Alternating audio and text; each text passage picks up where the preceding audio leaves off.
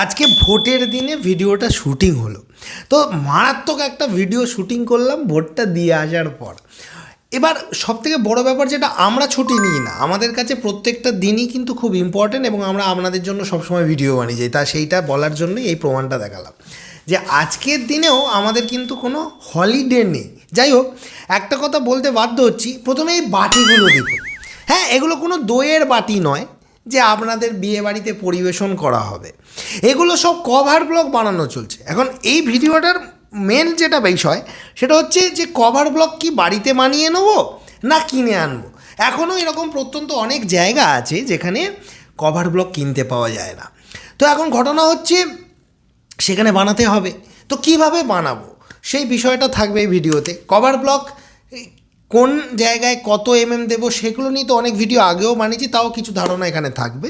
এবং cover block বানানোর সময় কি সেখানে পাথরকুচি দিতে হবে না বালি দিতে হবে, এটা একটা বড় প্রশ্ন।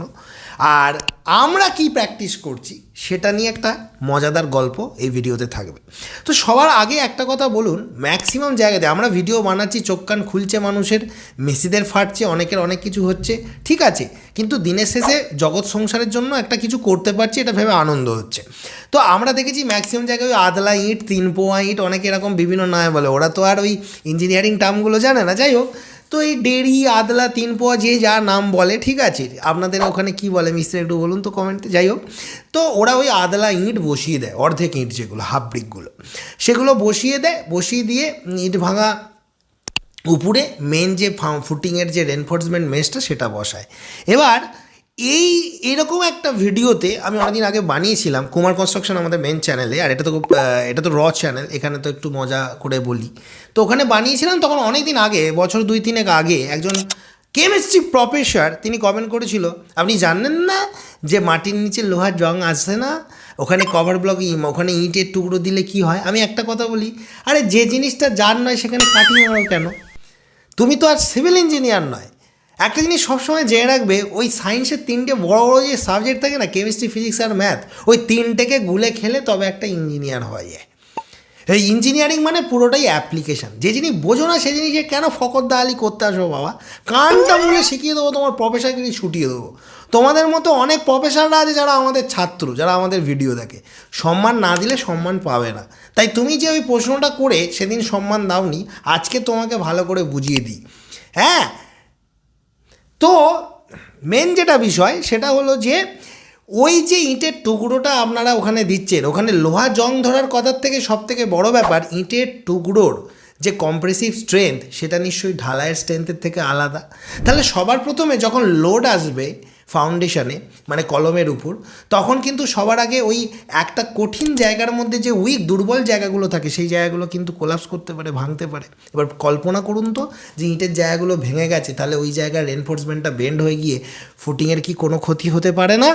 আপনাদের এই বিষয়ে কোনো আইডিয়া আছে? আমরা সবসময় কি বলি যে কভার ব্লক যেটা আমরা ইউজ করব সেটার যে গ্রেড, সেটা আমাদের মেন যে আরসিসিটা হচ্ছে তার গ্রেডের সাথে সমান হওয়া উচিত। অর্থাৎ আমি যদি মেন ফুটিংটাতে 1-1.5-3 মশলা মেখে বা 1-2-3 মশলা মেখে আমি যদি বেসটা ঢালাই করি, বিশেষ করে আমরা ছোটো ছোটো 1তলা 2তলা 3তলা বাড়ির বেসের কথা বলছি, তাহলে আমাকে কভার ব্লকটাও সেই মশলা দিয়ে বানাতে হবে, সেই রেশিওটা মেনটেন করতে হবে। এই বিষয়ে কোনো আইডিয়া আছে আপনার?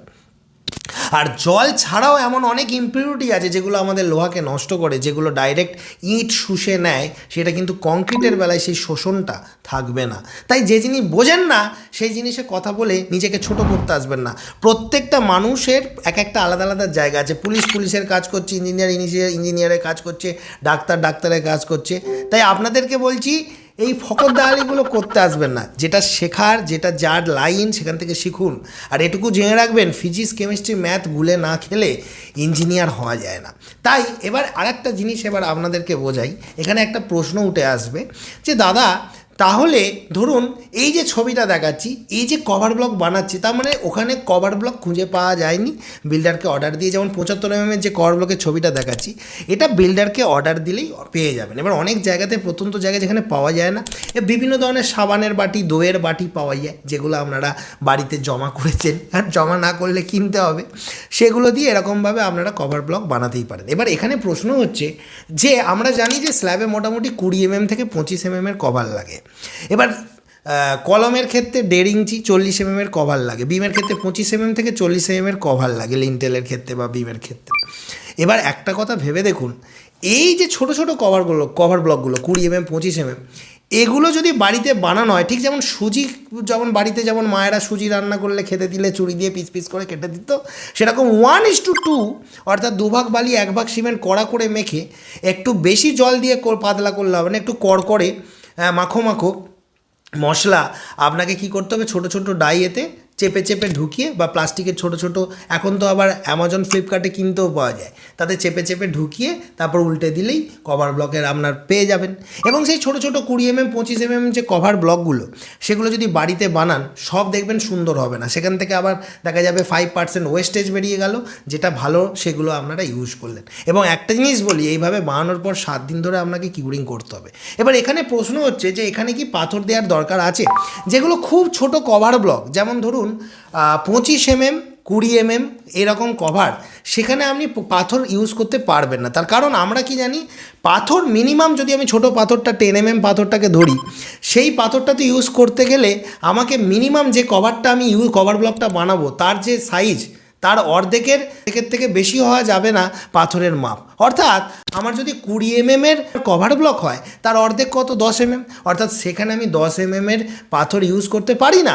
এবার সেম হলেও, মানে অর্ধেক যদি হয়, মানে কভার ব্লকের থেকে পাথরের সাইজ, কভার ব্লকের সাইজের, সেটাও ব্যবহার করা যাবে না।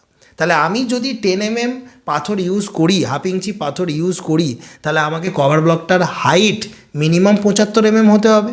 তার মানে বড় কভার যেগুলো বানাচ্ছি 3 ইঞ্চি সাইজের, সেখানে আমরা 1/2 ইঞ্চি ছোটো পাথরটা ইউজ করে, 10 mm সাইজের পাথরটা ইউজ করে আমরা কিন্তু সেই মশলাটাকে মেখে ভালো করে আমরা ছাঁচে ফেলে ওই কভার ব্লকগুলো বানাতে পারি। কিন্তু যেগুলো লিন্টেলের বা ছাদের কভার ব্লক বানাচ্ছি, যেগুলো শুধুমাত্র 20 mm 25 mm সাইজ পর্যন্ত ম্যাক্সিমাম হচ্ছে, সেখানে কোনো পাথর দেওয়ার দরকার নেই, সেগুলো 1:2 রেশিওতে সে নর্মাল সিমেন্ট দিয়ে বানালেই হবে। তবে কিউরিংটা মাস্ট, এটা বুঝলেন কি না বলুন। তবে আপনাদেরকে বলছি, প্লাস্টিকের কভার ব্লক ইউজ করতে যাবেন না। প্লাস্টিকের কভার ব্লকের তুলনায় এই রেডিমেড যে কভার ব্লকগুলো পাওয়া যায়, যেগুলো আমরা অনেক সময় মজা করেই বলি যে ঢালাইয়ের কভার ব্লক, ওগুলো তো কংক্রিট নয়, ওটা শুধু অনেক কভার ব্লকই আছে যেগুলোতে বালি আর সিমেন্ট দিয়ে তৈরি করা থাকে। আবার কিছু কিছু কভার ব্লক কোম্পানিতে দেখা যায় ভাঙলে হাতুড়ি মেরে ভেঙে দেখবেন ছোটো ছোটো পাথর করে কুঁচোও বেরোয়, পরিমাণে কম থাকে কিন্তু বেরোয়। তো এই বিষয়টাই আমি বলতে চাইছি যে ছোটো ছোটো কভার ব্লকগুলো আপনারা কিন্তু অর্ডার দিয়ে নিয়ে আসুন।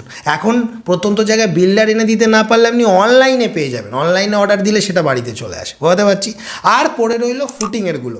ফুটিংয়ে নিচে যখন আপনারা পিসিসির উপর ফুটিংয়ের মেশটা বসাচ্ছেন, সেখানে কিন্তু কোনোভাবেই ওই আদলা ইট এইসব দিতে যাবেন না। আর কেমিস্ট্রি পড়ে কেমিস্ট্রিগিরি করতে আসবেন না, আগে ইঞ্জিনিয়ার হতে হবে। তাই যে বিষয়টা যার নয় সেই বিষয়ে ফকর দালালি না করাই ভালো। সবার এক একটা লাইন আছে, যে ভালো বাঁশি বাজায় সে বাঁশি নিয়ে জ্ঞান দিলে আমাকে মাথা নত করে শুনতে হয়, কারণ আমি বাঁশিটা বাজাতে পারি না, আমাকে শুনতে হবে। কিন্তু আমি যদি ফকর দালালি করে বলি যে এটা বি স্কেলের বাঁশি নয়, এটা সি স্কেলে এ মাইনর স্কেলের বাঁশি, চলবে না, কারণ সে সেই বিষয়টা আমার থেকে বেশি বোঝে, তাহলে তাকে আমাকে সম্মান দিতে হবে। যাই হোক, এবার আমরা একটু বাঁশি বাজিয়ে নিই। যেটা হচ্ছে যে এবার যে সমস্ত মিস্ত্রিরা মালিকদেরকে এটা বলবে যে কত করেছি কিছু হয় না, তাদেরকে বাদ দিন, আগে নিয়ে এই কভার ব্লকগুলো বানানো করান, পুকুরের জলে ডুবিয়ে রেখে আসুন, 7 দিন বাদে তুলে আনুন, মজবুত করুন, তারপর এই কভার ব্লকগুলো ইউজ করুন। দেখেছেন কত সুন্দরভাবে বানিয়েছে। আর একটা কথা, কভার ব্লকটা তৈরি করার সময় ভিতরে একটা বাইন্ডিং ওয়্যার গুঁজে দিন। ওই কভার ব্লকের মধ্যে থাকা বাইন্ডিং ওয়্যারটা মেন রডের সাথে ভালো করে বেঁধে দিলে ফিক্স থাকবে, এদিক ওদিক হরকাবে না, বুঝতে পারলাম।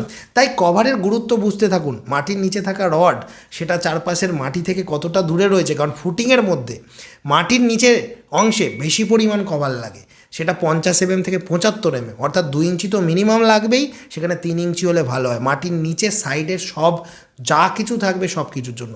এবার মাটির উপরে যখন আপনার টাইবিম হচ্ছে, কলাম হচ্ছে, সেখানে মিনিমাম 25 থেকে 40 mm কভার ব্লক ইউজ করতে হয়। কলমের জন্য আমরা জানি 40 mm মানে 1.5 ইঞ্চি, আর ভীমের জন্য তো 1.5 ইঞ্চি আমরা করি রেসিডেন্সিয়াল প্রজেক্টগুলোতে, মিনিমাম 25 mm থেকে করা যায় অ্যাকর্ডিং টু কোড, কিন্তু আমরা বলবো 1.5 ইঞ্চিটাই সেফ। আর স্ল্যাবের জন্য 20-25 mm যেটা লেখা থাকে কভার ব্লকে, আপনাদেরকে ছবি দেখাচ্ছি, এই কভার ব্লকটা কিনে নেবেন। তাহলে কোন কভার ব্লকটা বানাতে পারেন? কেবলমাত্র ওই বড় কভার ব্লকটা যেটা 3 ইঞ্চি, যেটা 75 mm, যেটা দোকান থেকে কিনতে পাচ্ছেন না সবাই, তার তারা ওই বিভিন্ন বাটির ছাঁচে ফেলে বানাতে পারেন।